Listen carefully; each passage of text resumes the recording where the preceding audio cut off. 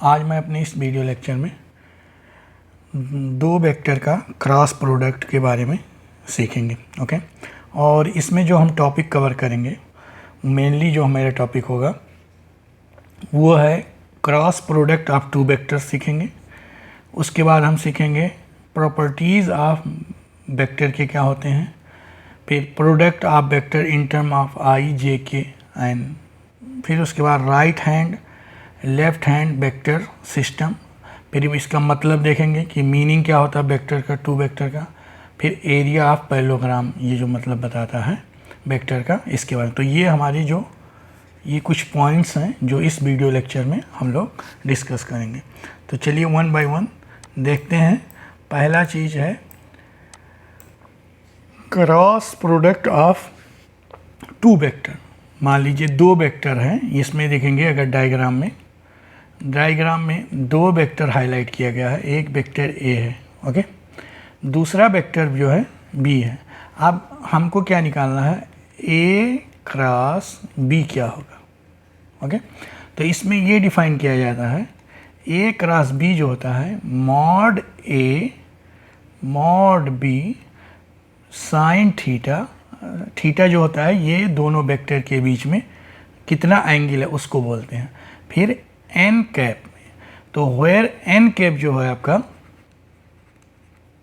N cap is unit vector, ये क्या है आपका यूनिट वेक्टर। और इसकी खास बात क्या है, ये परपेंडिकुलर है vector A and vector B, यानी जो हमारा वेक्टर ए क्रॉस बी आया है, ओके, इसको हम ऐसा लिख सकते हैं, ए क्रॉस बी जो वेक्टर निकल के आएगा आपका A cross B equal to mod A mod B sine theta n cap. तो ये जो रिजल्टेंट होगा ये भी हमारा वेक्टर ही होगा, ओके। अब ये वेक्टर क्या होगा, परपेंडिकुलर जो होगा ए और वेक्टर बी के, तो यानी ए और बी के बीच में भी 90 डिग्री होगा और बी और ए क्रॉस बी के भी बीच 90 डिग्री होगा। यानी जो ए क्रॉस बी ये रिजल्टेंट वेक्टर है, ये ए के भी परपेंडिकुलर है और बी के परपेंडिकुलर है। तो एक बार मैं इसको रिपीट कर दे रहा हूँ, cross product of two vector क्या होता है, mod A mod B sine theta means angle between two vector and N cap means unit vector, okay. और ये वेक्टर परपेंडिकुलर होता है वेक्टर ए एंड बी के। तो अब मैं अगले टॉपिक पे चलते हैं। अब अगला हम इसके बारे में लेते हैं, क्रॉस प्रोडक्ट टू वेक्टर हो गया। अब इसके कुछ हम प्रॉपर्टीज़ के बारे में यहाँ से डिस्कस करेंगे, ओके।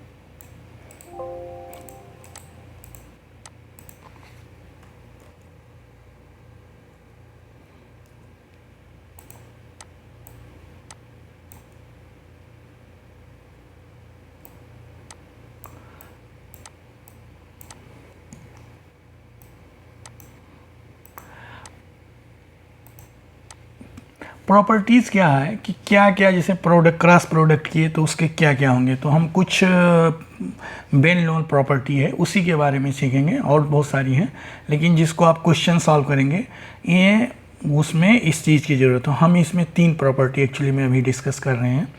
तो पहला चीज़ है जैसे कम्यूटेटिव मीन्स क्या होता है कि जैसे हम कोई चीज़ नंबर, मान लीजिए हम जानते हैं नंबर सिस्टम में कि 2 × 1 करें, ये क्या आता है 2 करें आता है, 1 × 2 करेंगे 2 आता है। लेकिन जहाँ वेक्टर अगर है तो वेक्टर के जब हम क्रॉस प्रोडक्ट करेंगे तो उसमें कोई ज़रूरी नहीं कि बराबर है। इसमें क्या लिखा है कि मान लीजिए एक वेक्टर ए है, दूसरा वेक्टर बी है, तो हमने क्या किया ए क्रॉस बी और बी क्रॉस ए, अगर इसे ऑर्डर चेंज कर दें तो ये क्या लिखा है, कोई ज़रूरी नहीं कि बराबर आए, ओके। अब जैसे हमने यहाँ डायग्राम में समझाया है कि मान लीजिए एक वेक्टर ए है, एक वेक्टर बी है। अब यहाँ देखिए एरो का साइन है, हम इसको इस डायरेक्शन में रोटेट करते हैं, यानी ए क्रॉस बी करते हैं, तो इसका जो डायरेक्शन जाएगा ये ऊपर की तरफ जाएगा, अप होगा, ओके। अब सेम यही वेक्टर है, अब अगर हम इसको ऐसे रोटेट करते हैं, ये स्क्रू घत है, आप स्क्रू से ऐसा कर दीजिए, बी क्रॉस कर दीजिए, ओके।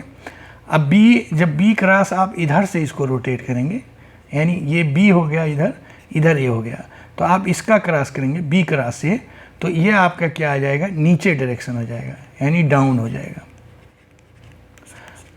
देखिए रिजल्ट में तो कोई फ़र्क नहीं आया, लेकिन डायरेक्शन में क्या फ़र्क आएगा, क्योंकि वेक्टर क्या चीज़ होती है, जो है मैग्नीट्यूड और जिसके पास डायरेक्शन हो। तो आप इसमें ध्यान से देखेंगे कि ए क्रॉस बी किया हमने तो कुछ अप गया इसका रिजल्टेंट, ओके, और इससे डाउन किया, सॉरी बी क्रॉस ए किया तो इसका जो डायरेक्शन आया डाउन आया।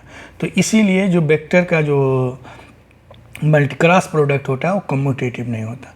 दूसरा क्या हमने यहाँ शो किया है, I cross I equal to J cross J, K cross के इक्वल टू 0। अब आई क्रॉस आई का मतलब ये हुआ, I cross I means mod I sine theta. तो sine theta n unit vector मान लीजिए को एन है, तो यहाँ थीटा क्या होता है, आई और आई के बीच एंगल, तो क्या हो जाएगा आई मॉड आई इंटू साइन 0। तो साइन 0 की वैल्यू क्या हो जाएगी, ये पूरा 0 आ जाएगा, ओके। इसलिए सेम ऐसे जे क्रॉस जे भी, जे के बीच के एंगल क्या होगा 0, के क्रॉस के 0 होगा। तो ये यूनिट वेक्टर इससेल्फ अगर क्रॉस प्रोडक्ट करते हैं तो क्या होता है, वो 0 आ जाता है, ओके। दूसरा चीज़ क्या है, प्रोडक्ट ऑफ ऑर्थोगोनल, अगर परपेंडिकुलर है मान लीजिए कोई वेक्टर आई क्रॉस जे, तो ये क्या होगा, जो रिजल्टेंट आएगा परपेंडिकुलर और यूनिट वेक्टर होना चाहिए, तो ये क्या आ जाता है, के हो जाता है। लेकिन ये सीक्वेंस में होना चाहिए, जैसे आई जे के है, तो आई जे का आप क्रॉस प्रोडक्ट करेंगे तो के आएगा, जे के का करेंगे तो आई आएगा, के क्रॉस आई करेंगे तो ये जे आएगा, ओके।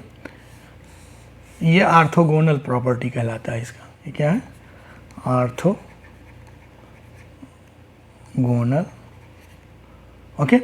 अब इसका मतलब क्या हुआ कि क्योंकि आई जे क्या होगा, जो रिजल्टेंट आएगा वो आई के भी परपेंडिकुलर होगा, जे के परपेंडिकुलर और यूनिट होना चाहिए, तो के ही उसके जो होता है, जैसे 3 वेक्टर हम लेंगे आई जे के, तो तीनों आपस में परपेंडिकुलर, तो यानी ये सीक्वेंस में होना चाहिए। अब अगर आप जे क्रॉस आई कर देंगे उस सीक्वेंस में तो ये माइनस आ जाएगा, जे क्रॉस आई, ओके। अगर मिसाल के तौर पे आप कर दिए जे क्रॉस आई तो डायरेक्शन बदल जाएगा, तो ये माइनस के हो जाएगा, ओके। तो इस चीज़ को ध्यान रखना है। तो इसमें जो प्रॉपर्टीज़ में मेन क्या है क्रॉस प्रोडक्ट में, A cross B equal to B cross ए।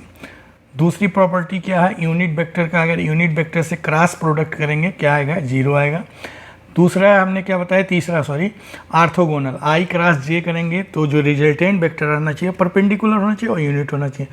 तो आई जे के परपेंडिकुलर कौन सा होता है, के वेक्टर होगा, जे क्रॉस के परपेंडिकुलर आई होगा, और के क्रॉस आई का क्या होगा, जे होगा, क्या, और इनका सब मैग्नीट्यूड 1 है।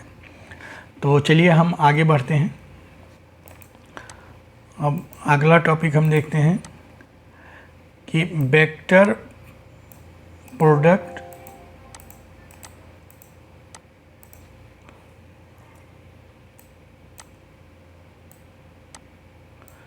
Vector product in term of I J K. अब यहाँ हमने क्या लिया कि एक वेक्टर ले लिया A equal to A1 I cap plus A2 J cap plus I3 cap B equal to B1 I cap plus B2 J cap plus B3 cap. तो हमको A क्रॉस B क्या होगा, तो इस केस में क्या होता है, A क्रॉस B आपका जो होगा मैट्रिक्स लेंगे, तो I J K, अब इसका जो कोफिशिएंट होगा A1 A2 A3 और दूसरा क्या हो जाएगा B1 B2 B3।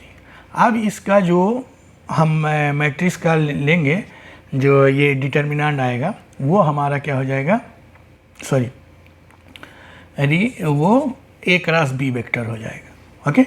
तो इसको आप ऐसे भी निकाल सकते हैं, ओके। तो इसका मतलब हुआ I A2 A3 B2 B3 minus J A1 A3 B1 B3 K A1 A2 B1 B2। It means ये क्या आ जाएगा, A2 B3 minus A3 B2 आई कैप, सॉरी यहाँ आई कैप लगा देते हैं यूनिट वेक्टर में। ओके, यहाँ भी आप लगा सकते हैं। अब माइनस ये हो जाएगा A1 B3 A3 B1 जे कैप, ये हो जाएगा K A1 B2 A2 B1 K cap. Okay, तो ये आपका क्या आ गया, A क्रॉस B वेक्टर। तो इसका ये मतलब हुआ कि अगर आपका कोई वेक्टर I J K के टर्म में लिखा हुआ, अब उसका आपको क्रॉस प्रोडक्ट निकालना है, तो हम क्या करेंगे, I J के यूनिट वेक्टर लिख देंगे और जो वेक्टर दिया रहेगा I J का कोफिशिएंट उसको यहाँ लिख के उसका डिटर्मिनेंट निकाल देंगे। वो आपका क्या हो जाएगा, A क्रॉस B वेक्टर हो जाएगा। और वो जो दो है A1 के परपेंडिकुलर A के परपेंडिकुलर रहेगा और B के परपेंडिकुलर रहेगा। तो इस तरीके से हम वेक्टर प्रोडक्ट I J के टर्म में कैसे निकाल देंगे इसके बारे में हमने बता दिया। ओके, तो चलिए आगे बढ़ते हैं। अब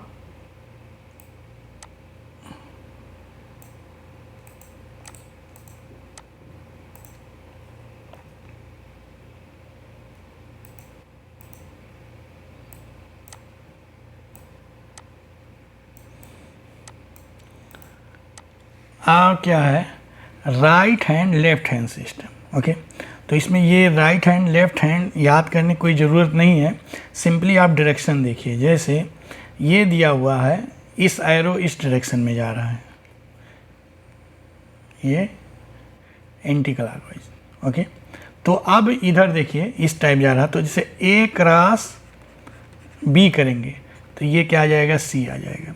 और सेम यहाँ क्या करेंगे, B क्रॉस A करेंगे तो ये C के बराबर हो। ओके, तो जो जिस डायरेक्शन में जा रहा है उसी डायरेक्शन में हम फॉलो अप करेंगे। अब हम कहें A क्रॉस C क्या हो जाएगा, ये B हो जाएगा। सेम ऐसे हम क्या करें, C क्रॉस A करेंगे तो ये क्या हो जाएगा, B हो गया। तो जिस डायरेक्शन में जो फ्लो हो रहा है आप उसी डायरेक्शन में इसको दिखा सकते हैं। इसी को कहते हैं right hand left hand rule. अब ये राइट हैंड साइड पे है तो इसको राइट बोल देंगे, ये लेफ्ट की साइड में मुड़ा तो इसके लेफ्ट हैंड रूल बोलेंगे। तो ये कभी कभी इस टाइप से भी वेक्टर में ज़रूरत पड़ती है कि क्रॉस प्रोडक्ट क्या होगा, तो ये चीज़ हम लोगों को याद रखना चाहिए। तो चलिए और आगे बढ़ते हैं।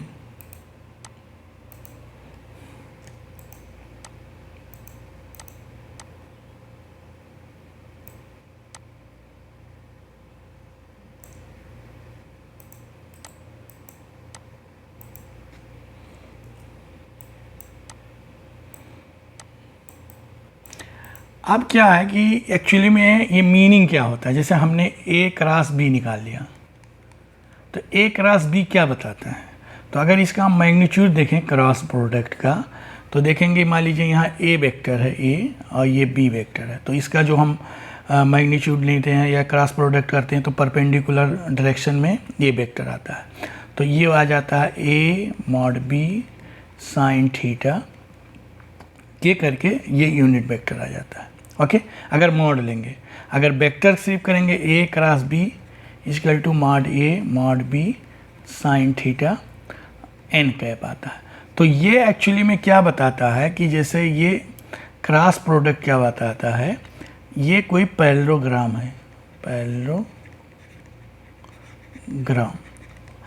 ABCD। तो ये जो निकल के आता है, ये इसका जो मॉड होता है ये क्या कहलाता है, एरिया ऑफ पैरेललोग्राम। मीन्स जो हम क्रॉस प्रोडक्ट करते हैं तो ये क्या हो जाता है, एक साइड आ जाता है A, ये एक साइड हो जाता है वेक्टर और वेक्टर B दूसरी साइड हो जाता है। ओके, तो एरिया ऑफ ये क्या आ जाता है, पैरेललोग्राम। ओके, इसका ये एक्चुअल में मतलब होता है। और ये जो एंगल निकल के आता है, तो ये कभी कभी एरिया पैरेललोग्राम वेक्टर के फॉर्म में दिया, तो आप जो क्रॉस प्रोडक्ट आप लोग निकालेंगे उसी को हम क्या कह देते हैं, एरिया ऑफ पैरेललोग्राम कहते थे। इतना मीनिंग है इसका। ओके, दूसरा आप क्या कर सकते हैं कि अगर इसका और एक मतलब है कि अगर डायगोनल दिया हुआ है, ये तो सिर्फ इसका मतलब हुआ। मैं आगे इसके बारे में बताता हूँ कि अगर डायगोनल वेक्टर दिया है तो क्या होगा। ओके, तो एरिया ऑफ पैरेललोग्राम। अब एरिया ऑफ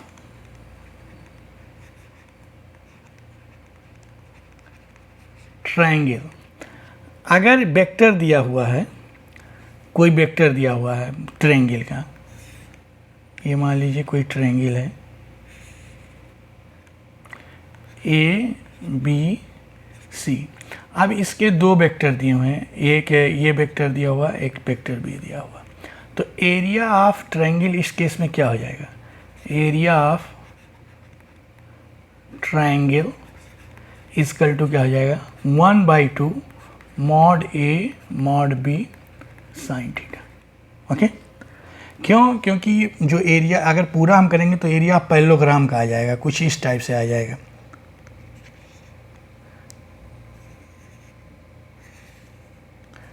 इस टाइप के एरिया पैरेललोग्राम आ जाएगा। ओके, तो ये इसका क्या हो जाएगा, आधा हो जाएगा। तो हमको तो आधा पोर्शन चाहिए, तो आधा ये है तो 1/2 कर देंगे। ओके, अब अगर डायगोनल दिया हुआ है वेक्टर, इफ़ मान लीजिए D1 and D2 are diagonal of parallelogram, D1 D2 ये वेक्टर हैं, यहाँ मान लीजिए वेक्टर्स। ओके, तो area of parallelogram equal to क्या होगा, 1/2 D1 क्रॉस D2 का मॉड हो जाएगा। ओके, तो सेम चीज़ यहाँ भी अप्लाई होगा। तो एरिया पैरेललोग्राम या ट्रायंगल दिया हुआ, तो इससे ये निकाल सकते हैं, या इसे कह सकते हैं वेक्टर क्रॉस प्रोडक्ट का एप्लीकेशन क्या है। ओके, तो मैं उम्मीद करता हूँ ये आपको समझ में आ गया होगा। ओके, तो हमने अभी इस वीडियो लेक्चर में आपको 3 चीज़ बताया वेक्टर के बारे में, जो एक बार मैं इसको रिवाइज कर दे रहा हूँ।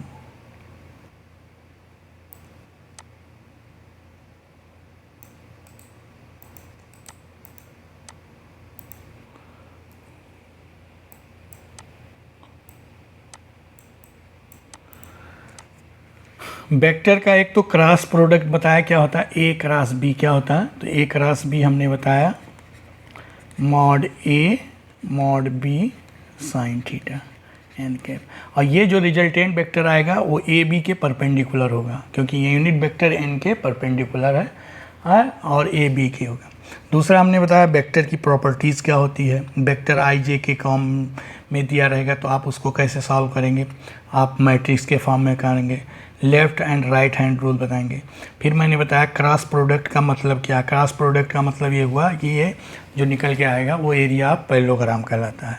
फिर इससे हम अगर वेक्टर 2 वेक्टर दिया रहेगा उसका क्रॉस प्रोडक्ट निकाल लेंगे, उससे एरिया ऑफ हम ट्रायंगल निकाल सकते हैं। अगर डायगोनल वेक्टर दिया रहे तो उससे भी हम एरिया ऑफ पैरेललोग्राम निकाल सकते हैं। तो मैं उम्मीद करता हूँ आप लोगों को ये वेक्टर का क्रॉस प्रोडक्ट समझ में आ गया होगा। Thanks a lot for watching my this video lecture.